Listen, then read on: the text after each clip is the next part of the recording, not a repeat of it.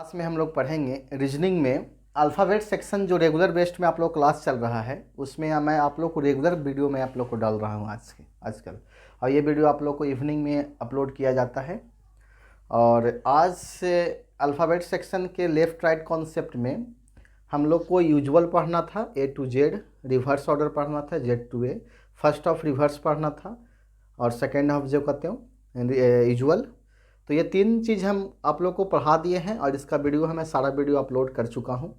आज के सेशन में जो हम लोग पढ़ेंगे वो आपका सेकेंड हाफ रिवर्स होगा, यानी फर्स्ट हाफ यूजुअल होगा और सेकेंड हाफ रिवर्स होगा। यानी समझने का प्रयास कीजिएगा कि first half usual and second half reverse, यानी एग्ज़ाम में आपको किस प्रकार से क्वेश्चन पूछा जाएगा। यानी ABCD जो होता है, ए से लेके जेड तक आपको 26 लेटर होते हैं, उसमें आपको हाफ हाफ कर दिया जाता है। तो फर्स्ट हाफ को ज्यों का त्यों लिखा जाता है, ए टू एम तक। जैसे मान लिया जाए ए से लेके एम तक आपको ज्यों का त्यों रहेगा, लेकिन आप सेकेंड हाफ कीजिएगा तो रिवर्स ऑर्डर में लिखा जाएगा जेड टू एन। आप इसे लिख सकते हैं ए से लेके एम तक सीधा ऑर्डर में, सीधा क्रम में, और एन से लेके जेड तक पहले जेड उसके बाद लास्ट में एन जाएगा रिवर्स ऑर्डर में। तो यही चीज़ को हम आप लोग को पढ़ाएंगे। तो इसमें आपको 4 कॉन्सेप्ट पढ़ना है। तो कॉन्सेप्ट देखिए कौन कौन कॉन्सेप्ट पढ़ना है। तो केस 1 में जो आपको पढ़ना है लेफ्ट कॉन्सेप्ट, ठीक है। और केस 2 में जो आपको पढ़ना है वह आपका है लेफ्ट राइट कॉन्सेप्ट, ठीक है। और केस 3 में जो आपको पढ़ना है वो आपका राइट कॉन्सेप्ट। और केस 4 में जो आपको पढ़ना है राइट लेफ्ट कॉन्सेप्ट। तो इस प्रकार से हम लोग देख रहे हैं कि 4 कॉन्सेप्ट पढ़ना है।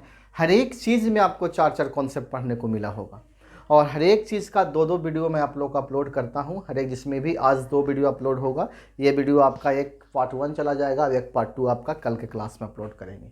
तो आज हम लोग कवर करेंगे केस 1 और केस 2। तो पढ़ने से पहले कुछ रूल्स होते हैं कि जैसे में आप क्या कीजिएगा। जैसे मान लिया जाए कि अल्फ़ाबेटिकल सेक्शन में आपसे क्वेश्चन पूछा जाए कि अंग्रेजी वर्णमाला में बाएँ से, अंग्रेजी वर्णमाला को सेकेंड अर्धांश को विपरीत क्रम में लिखा जाए और फर्स्ट अर्धांश को ज्यों का त्यों लिखा जाए, तो आपके बाएं से, फर्स्ट केस के अनुसार आपके बाएं से 15वें लेटर के बाएं चौथा लेटर कौन सा होगा।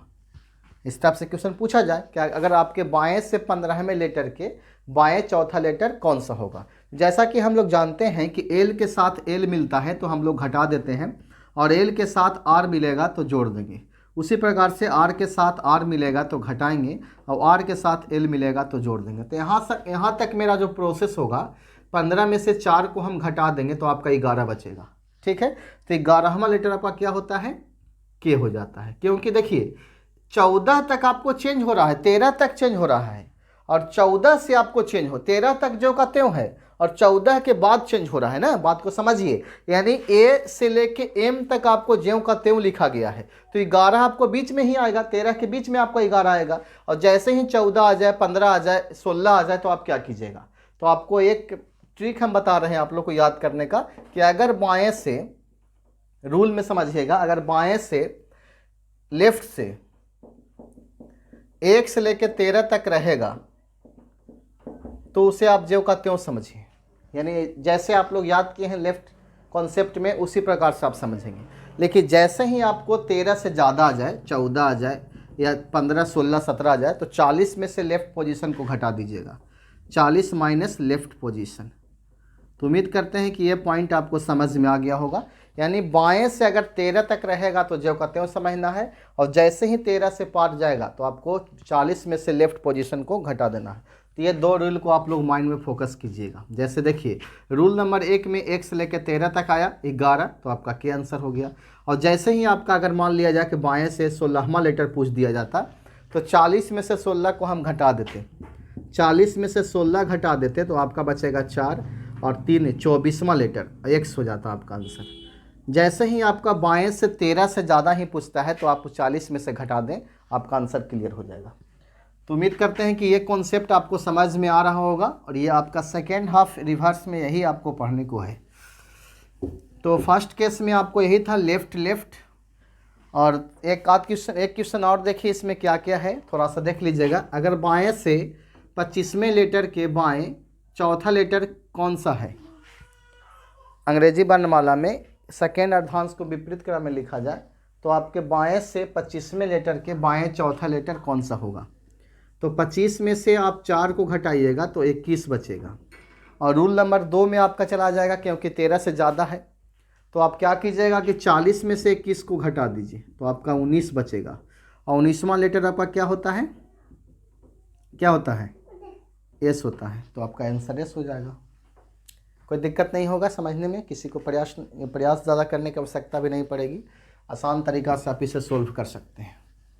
चलिए, एक चीज़ माइंड में आपको क्वेश्चन उठ रहा होगा सर कि अगर नेगेटिव में आ जाए घटाने से तो आप क्या कीजिएगा? तो नेगेटिव में आता है तो 26 को जोड़ दें। जैसे मान लिया जाए घटाने के बाद एल 10 रहे या एल आपका 15 रहे तो आपका एल -5 बचेगा। इसमें 26 को आप जोड़ दें तो एल आपका कितना बचेगा? 21 बचेगा। तो 40 में से 21 घटा दीजिए, 19वां लेटर आपका एस हो जाएगा। चलिए, कोई दिक्कत नहीं है समझने में। तो ये आपका फर्स्ट कॉन्सेप्ट क्लियर हो जाता है। सेकेंड में जो आपको पढ़ना है लेफ्ट राइट कॉन्सेप्ट पढ़ना है, ठीक है। सेकेंड केस में हम लोग पढ़ेंगे लेफ्ट राइट कॉन्सेप्ट। तो लेफ्ट राइट कॉन्सेप्ट हम लोग हेडिंग देंगे। तो इसमें क्या है कि अगर लेफ्ट के साथ राइट मिलेगा तो हम अंक को सिर्फ जोड़ेंगे, बाकी सब प्रोसेस वही रहेगा। लैंग्वेज किस प्रकार से बनाएगा कि अंग्रेजी वर्णमाला के द्वितीय अर्धांश को विपरीत क्रम में लिखा जाए। अंग्रेजी वर्णमाला के द्वितीय अर्धांश को विपरीत क्रम में लिखा जाए तो आपके बाएं से 10वें लेटर के दाएं तीसरा लेटर कौन सा होगा? इस टाइप से बना सकता है, कोई दिक्कत नहीं। इस प्रकार से क्वेश्चन आपसे एग्जाम में पूछा जा सकता है। तब लेफ्ट के साथ राइट मिलेगा तो आप क्या कीजिएगा? लेफ्ट का लेफ्ट रहेगा, 10 और 3 आप जोड़ दीजिएगा तो आपका 13 हो जाएगा। और रूल 1 में बताया गया है कि 1 से लेकर 13 तक रहता है तो आपको ज्यों का त्यों समझना है। तो इसका आंसर कितना हो जाएगा? 13वां लेटर आपका कितना होता है? एम होता है। तो आपका आंसर एम हो जाएगा। चलिए, किन्हीं को दिक्कत नहीं है। एक एग्जाम्पल और देख लीजिए। अगर बाएं से 16वें लेटर के दाएं दूसरा लेटर कौन सा है, इस टाइप से क्वेश्चन पूछा जाए तो आप क्या कीजिएगा कि लेफ्ट के बाद राइट रहेगा तो हम जोड़ेंगे। तो 16 और 2 को जोड़िएगा तो क्या हो जाएगा आपका? 16 2 18 हो जाएगा। और जैसे ही केस 2 में जाएगा, यानी रूल सेकेंड में जाएगा कि 13 से पार है 18, तो अब इससे क्या कीजिएगा कि 40 में से घटाइएगा तो आपका कितना बचेगा? 2। और यहाँ आपका 3 में से 1 जाएगा तो आपका 2, 22वां लेटर। और 22वां लेटर क्या हो जाएगा? टी आपका 20 होता है, यू 21 और भी आपका 22वां, ठीक है। इसमें भी आपको एक प्रॉब्लम हो सकता है। जैसे मान लिया जाए कि लेफ्ट राइट का योग 26 से ज़्यादा आ जाए, जैसे 27 आ जाए, 28 या 29 30, तो आप क्या कीजिएगा? तो उस कंडीशन में 26 को घटा कर रूल को फॉलो करेंगे। इसमें सिर्फ एक ही चीज़ को पढ़ना है। एक ही चीज़ में स्टूडेंट्स को गड़बड़ करते हैं कि 40 कहाँ यूज करना है और 14 कहाँ यूज करना है। तो 14 का जो रूल जो आपका होता है वो आपका फर्स्ट हाफ रिवर्स में होता है, जो कल के क्लास में आप लोगों को बताए थे। और आज जो आपका है सेकेंड हाफ रिवर्स है, तो इसमें जो भी रूल फॉलो करेगा तो 40 में से घटाएंगे, ठीक है। सेकेंड हाफ रिवर्स रहेगा तो 40 में से घटाया जाता है, और फर्स्ट हाफ रिवर्स रहेगा तो 14 में से। और जब भी घटाया जाता है तो लेफ्ट पोजीशन को ही घटाया जाता है, ठीक है।